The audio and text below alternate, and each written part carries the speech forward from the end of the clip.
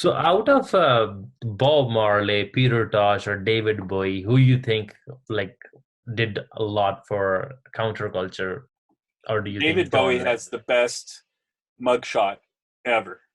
Yeah, I mean, you he sent just me that. looks so cool in that mugshot. I mean, wow. And Bob Marley spread, the message of drug peace to all four corners of the world. But Yeah, really, the hardest core, the most assertive of the three has to be Peter Tosh, because he didn't just get arrested, yeah, and he didn't just spread the word through his music. yeah, Peter Tosh once got busted for pot possession of a joint, and he grabbed the joint out of the cop's hand yeah. and blew it and broke up the joint and blew it into the wind so the cop couldn't just find any evidence against him. That's how assertive Peter Tosh was. And if you look at the lyrics behind what Yeah, he was saying, yeah. they're much, much more assertive than anything Bob Marley ever wrote. Plus, he taught Bob Marley how to play guitar. So he's kind of responsible for a lot of Bob Marley's uh, prominence to begin with, right? He basically put Bob Marley into the position he was in. Okay. And so yeah, you got to see this movie called Stepping Razor Red X. It's one of the greatest documentaries of all time, and it's the Peter Tosh story. You're going to want to watch that to really understand uh, how influential and how powerful Peter Tosh was and his influence on the world. But what do you think of? Doesn't I mean John Lennon had a fan following all Yeah, over if the there's world? one person who was even more of a pot activist than Peter Tosh, it was John Lennon. John Lennon, uh, all the things he did. He took out a full page ad in 1967 that started cannabis activism off in a big way that led to the Wooten Report and led to so many things. He wrote a theme song for Timothy Leary's campaign for presidency in 1969, Oh which wow. was Come Together. Mm-hmm. Uh, John Lennon wrote 10 for 2, which got John Sinclair out of jail. Oh John wow. Lennon, John Lennon did so much for pot activism. So what do you think of And Paul? Paul. Paul, too. I mean, Paul got busted so many times and then just kind of was made so many pro pot comments and so many cheeky statements and made it look so cool and so fun to be a pot advocate.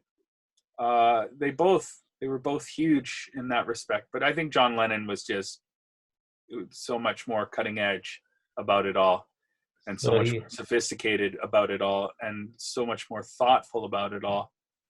Um, that he had to be assassinated because the Reagan and Bush administration didn't want to face him yeah. in doing what they were doing in Latin America with the drug war and with the against the Sandinistas and against left-wing people in South America and Central America in general. They knew their major uh, adversary was going to be John Lennon, so they got rid of him right at the beginning of their tenure in power. Yeah. They are just playing the chess game. Like they take out anyone they think that okay, this is a threat, just take him out. Yeah, well, assassination is part and parcel of geopolitics. If you look closely, did you read my articles on Skull and Bones and the CIA Yes. and Yes. George Yeah. Bush, biggest Yeah. drug lord ever, part 1 and 2? Yeah, Yeah. well, Skull and Bones is a death cult that is a fraternity at Yale that all has to do with death. So if you come out of Skull and Bones, and into the CIA, that sort of reverence for death and killing, it comes with you. And Yeah. so those are the guys responsible for killing Bob Marley, Peter Tosh, and John Lennon. Uh, Wow. they are the Skull and Bones CIA drug smugglers, gun runners, and assassins. That's what they do. And all three of them were assassinated by the same group of guys. And they don't even show the gang signs. They do it quietly.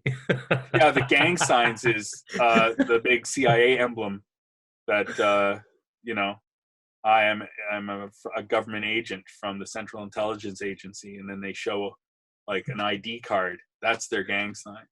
When you're that big of a gang, you have legitimacy that other gangs don't enjoy, and you have immunity to consequences that other people don't enjoy. I mean, Ollie North smuggled so much cocaine into the United States that the price dropped from $30,000 a kilogram to $15,000 or $12,000 a kilogram. So less than half. He flooded the market, and he got a few hours of community service for that. Whereas his black counterparts, he sold the cocaine to, got decades in jail. The highway recross, right? And Carlos Escobar, who he bought the drugs from, got shot and killed on a rooftops of Colombia.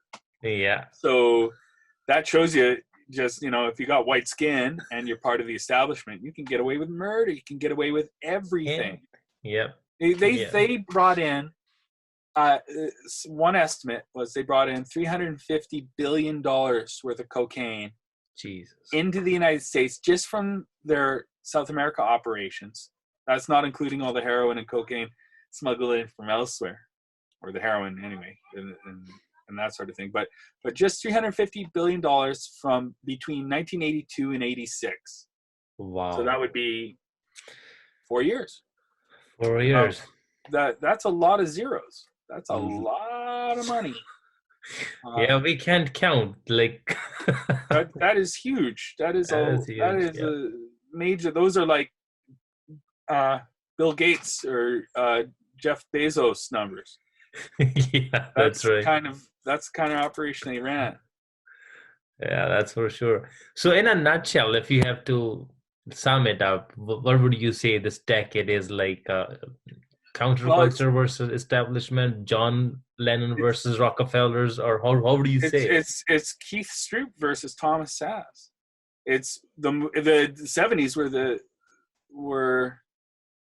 was the decade that the movement could have done anything they wanted with it, and they took all that energy and all that power and they put it into reform efforts that were useless, and the only person who was articulating the truth, which was Thomas Sass, nobody was listening to, and nobody manifested his ideas into anything concrete. It would take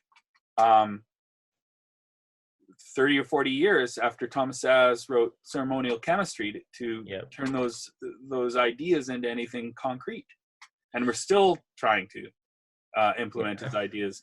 Like, human medical autonomy has not been endorsed by almost any academic.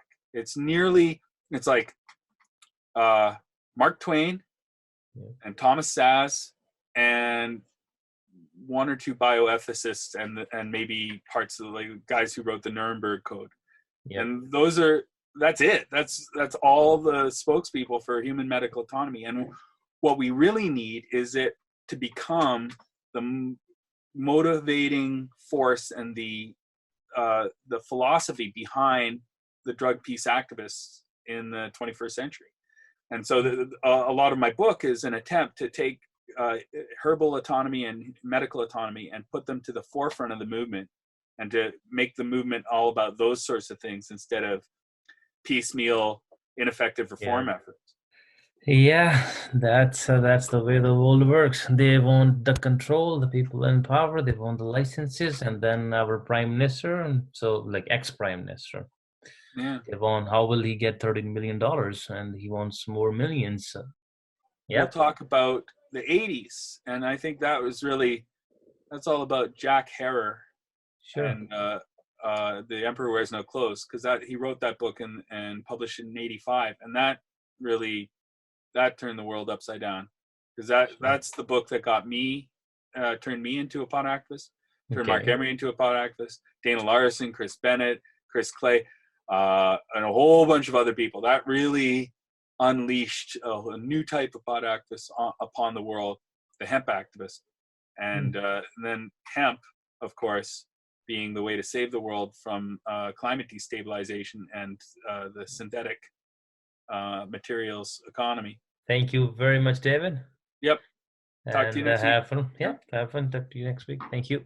Bye. Bye bye.